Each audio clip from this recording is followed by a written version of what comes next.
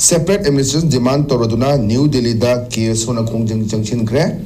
kuki MLA su group ki chewam sung ke jetsi gi music amata saru yada badagi case on ning makai kre ha bufum simale duga box da case on asin duna Churachandpur da consultative meeting pangtokani lakba kuki MLA sing phattaba phol phangba ya ha bufum sima thambe lai re aduga amurom da khoi ne ne ngai se punna tusalaga ne na ba nungaina ba pausi simak te yawre kuki sina khunda leitaro le bufum singda sana khotna ba yauna harau kumai pangtok pada UKN ena thingma thamkrena kuki gi organization leiriba su gi makhad leiriba UPF ki aduga KNO gi makhad leiriba sang akoi organization ja thokke matik yangre KNF ta PK adu ada haina mayam se akoi haina buduni sagai amom gi adum ba kuki kangbu sing sigi lalolu amom leiribra ha bofum aduga susi kramaina sign tong nagi buno India ki adumba army ki mayokta natraga Assam Rifles ki mayokta nongmai moru hu kap kidana karmain tawdana su sign tawna kinu haiba mayam se hangdana gala yeduna cherak sida puki manung ye basu yana daba kesona adumba chogo tawdang loroga Delhi da mifam pangthokpa moi ge adumba khongjang jangchin bada saruk yadi habki waroba on the other hand laidiba consultative meeting amachura sa mutawni kata yawdragadi phataba phol phangba ye haiba suna kanda UK ne namu harau kumai to we are hamlet simbo formula is here so I ozagi bakari opinion thamini keso sia soba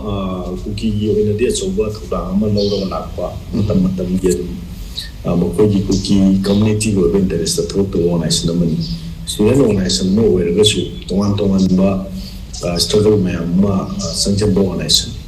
ada yam lurisi kuki gi supremacy gi manu chana lady bo na sinsin aduga UG wero mo wero lady bo mayam china dictator ga si thokche to godom ni haiba di mong man si adum sanjil ga lai adum to ga lai hai tare ala kesu sinba Delhi gi adu mo khonjam da to pa music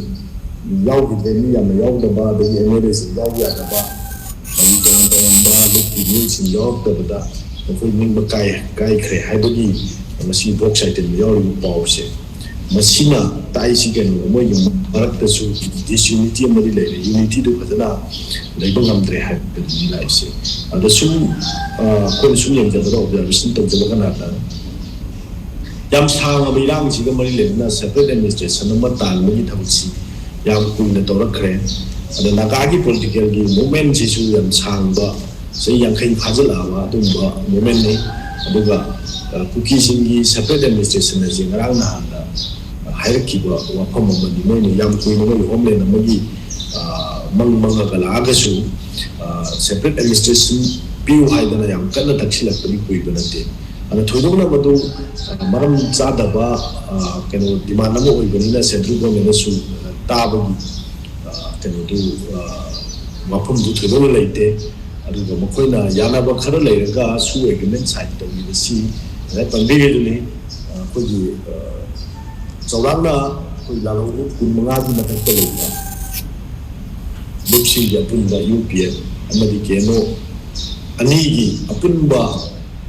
koi lalu basing sia do ni basing yang le sagai mo sagai de ni matan de kro ni hai ta sumai su na le ba phibom sida koi na mo koji unity ma sakalaga mo koi thok to ni ha ga bi kesu mo marakte jana da bang lakani aduna janda ba mayam do lakta gini ji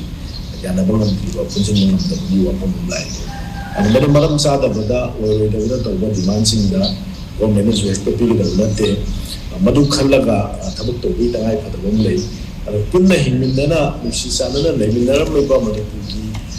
si mase vai na masi li ba separatist movement change le mayam si da ko gi central government na madu ga ya wa pi ga tawri bo mo se yam unconstitutional oi ba adu balona ekhogi Manipur integrity da swon ba ba thabo nak ten madu yai ke central government story da leru ga to lai ba kano sida consultative committee meeting number pangto kani su sam da ha ba kum dai se masida kari mo koina makha ta ba kari thong kari ki ya gi ya ma pu mai ne ye ba matam da di ke so bo ro lama lauraga ki sin pujin mangam ngani ha ba du di adugi manglan no madi achoba kai bom oine adu makoina amukhanna mo injin da unite to no bagi thorang to mali ꯁꯤ ꯁꯨꯃꯥꯏꯅ ꯊꯝꯖꯒꯦ Okay, we check